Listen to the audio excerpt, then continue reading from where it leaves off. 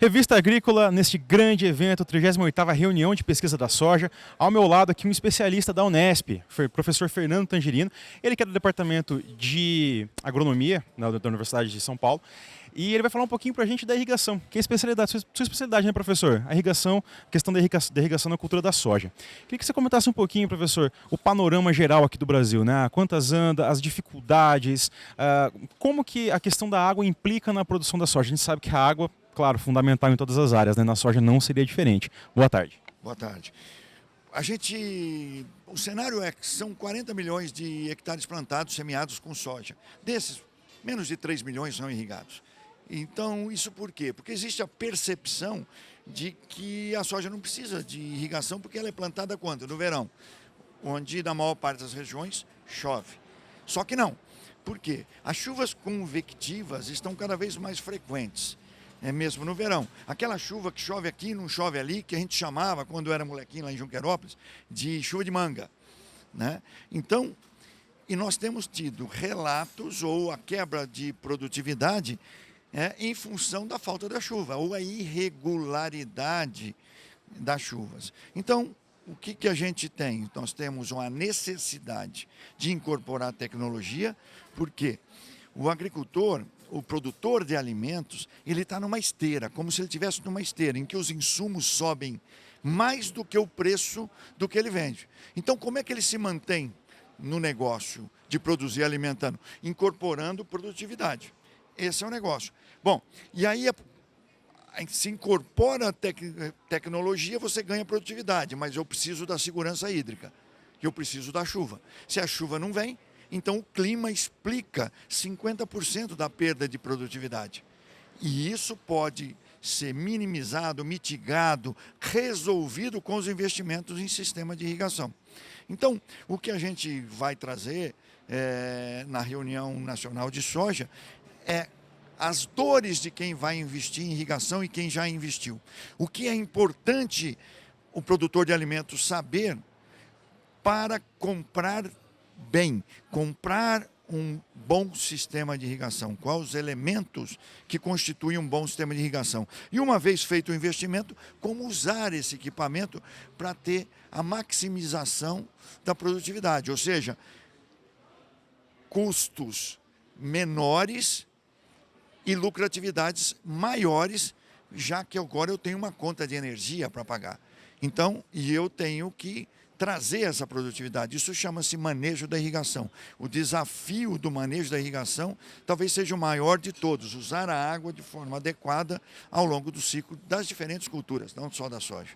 Professor, em períodos de chuva, compensa irrigar a soja? Claro, desde que a chuva não veio, né? Desde porque eu tenho um armazenamento de água no solo e eu tenho um armazenamento crítico, como um cheque especial, Matheus. Se eu entrar no cheque especial, o banco vai me cobrar a multa. Na natureza, a cobrança vai vir com a perda de produtividade.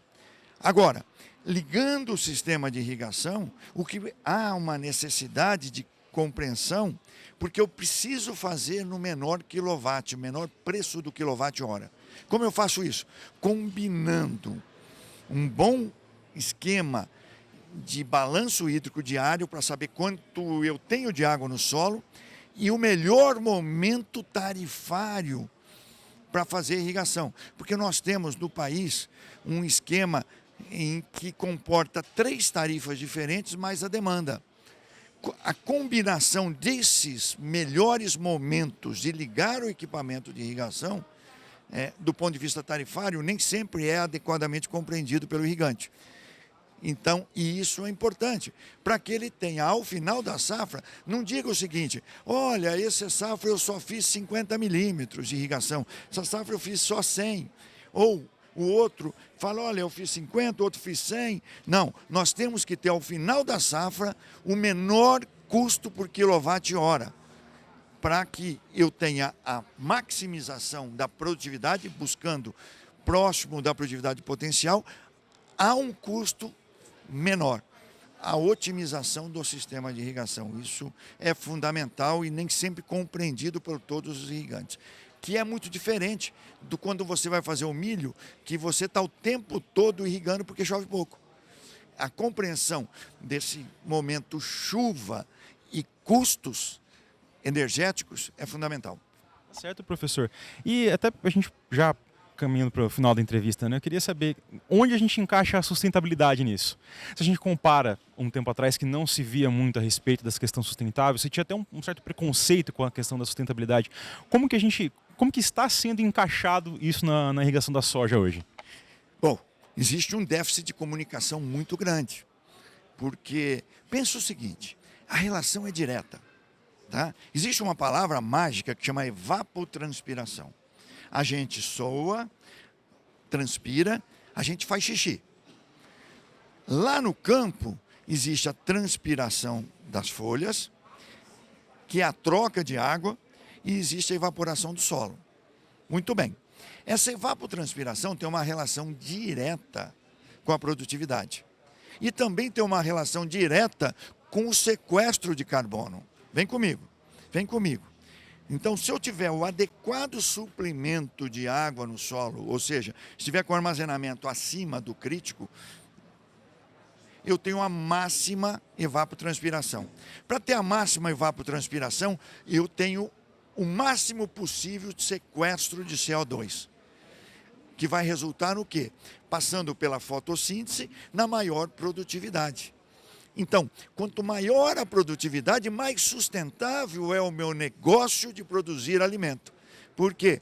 Isso se dá com um processo às custas de carbono que é sequestrado. Então, basta você fazer uma comparação do verde com o seco em qualquer período.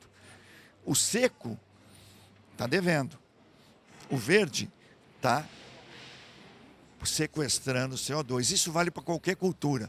Então, a sustentabilidade, nós não caímos a ficha ainda que quanto maior a área irrigada, maior a sustentabilidade do negócio de produzir alimento, exatamente pela segurança hídrica dada pelos sistemas de irrigação.